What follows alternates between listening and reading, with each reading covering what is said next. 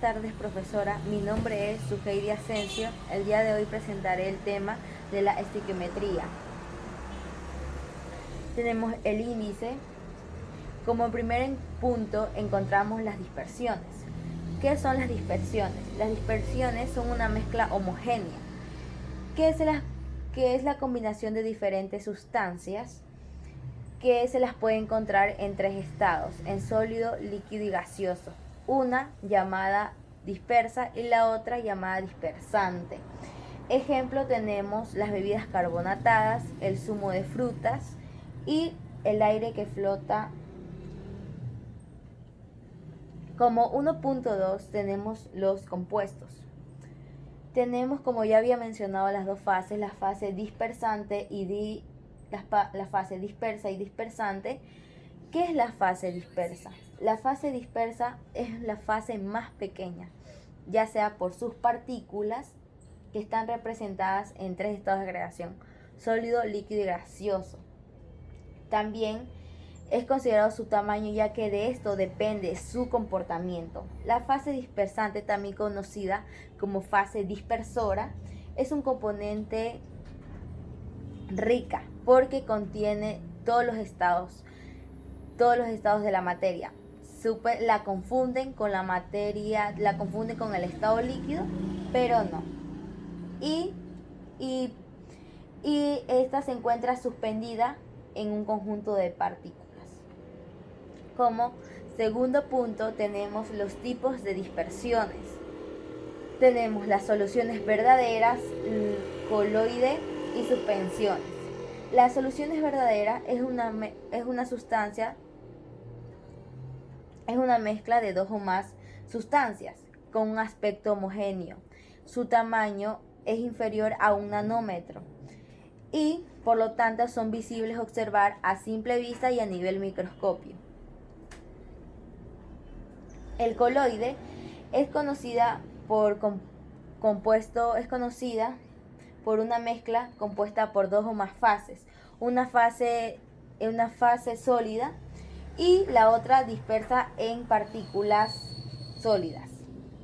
Estas partículas son muy pequeñas y por la que son difíciles de ver a nivel microscopio y a nivel visible a simple vista. Por eso se las confunde con las soluciones verdaderas.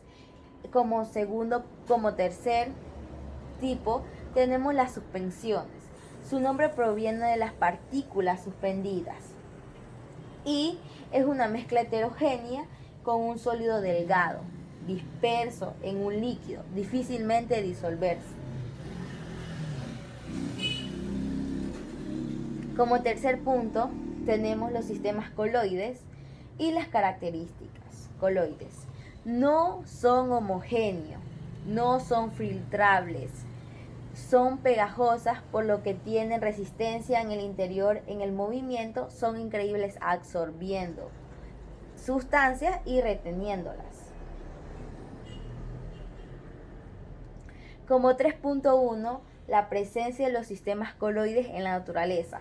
Estos sistemas coloides están presentes en la naturaleza en el aerosol, emulsión, espuma, gel y sol.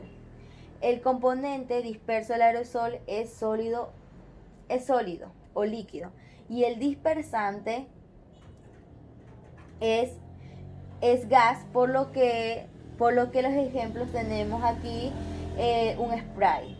El componente disperso de la emulsión es líquido y el dispersante es el gas, por lo que tenemos aquí la mayonesa. El componente disperso de la espuma es el gas y el dispersante es el líquido del sólido, por lo que tenemos aquí una crema de afeitar. Y el componente disperso del gel es líquido y el dispersante es sólido, por lo que tenemos una gelatina.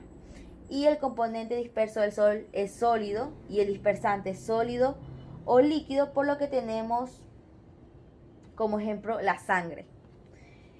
Como cuarto punto tenemos las disoluciones acuosas. Se la conoce como soluciones acuosas porque poseen dos solventes, en el cual el componente es primordial para cualquier sustancia y por lo que interviene de mayor cantidad. Por eso al final tenemos una mezcla completamente líquida y por esta razón es importante a nivel químico y a nivel industrial, químico y natural. Como 4.2 tenemos las características. Estas características que las disoluciones acuosas se diferencian por su definición. También las disoluciones acuosas son aquellos que llevan electricidad en sus electrocitos. Cuando estos electrocitos son fuertes se las conoce como conductores de electricidad. Y cuando estos electrocitos poseen menor cantidad se los conoce como conductores menores. También son capaces de medirse su ácido, su base y su pH. Como quinto punto tenemos los procesos de disolución de distintos tipos de sustancias. Una disolución consiste en una mezcla entre dos o más compuestos, mezclando un solvente con uno o más solutos, siempre en menor cantidad. Con esta mezcla pierde un soluto y tiende a disolverse. Entre ellos, y esto se encuentra siempre en la vida cotidiana, en la vida diaria.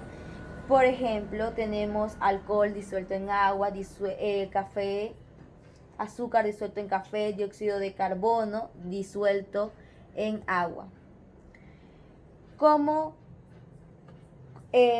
también las disoluciones acuosas se clasifican según el estado de gradación de sus componentes. Aquí tenemos que el soluto y el solvente, si son sólidos, como ejemplo tenemos el bronce. Y cuando el soluto es sólido y el disolvente es líquido, tenemos la disolución de agua con sal. Cuando el soluto es sólido y el disolvente es gas, tenemos como ejemplo el polvo del aire, disuelto en el aire. Y cuando el soluto es líquido y el disolvente es un sólido, tenemos como ejemplo las amalgamas. Cuando el soluto es líquido y el solvente es líquido, tenemos como ejemplo el etanol de agua.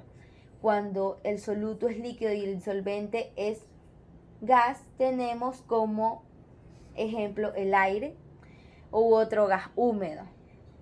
Cuando el soluto es gas y el disolvente es sólido, tenemos la disolución de hidrógeno en otros metales. Y cuando el soluto es gas y el disolvente es líquido, tenemos el óxido disuelto en agua. Y cuando el soluto es gas y el solvente es gas, tenemos el gas natural. Eso es todo. Muchas gracias.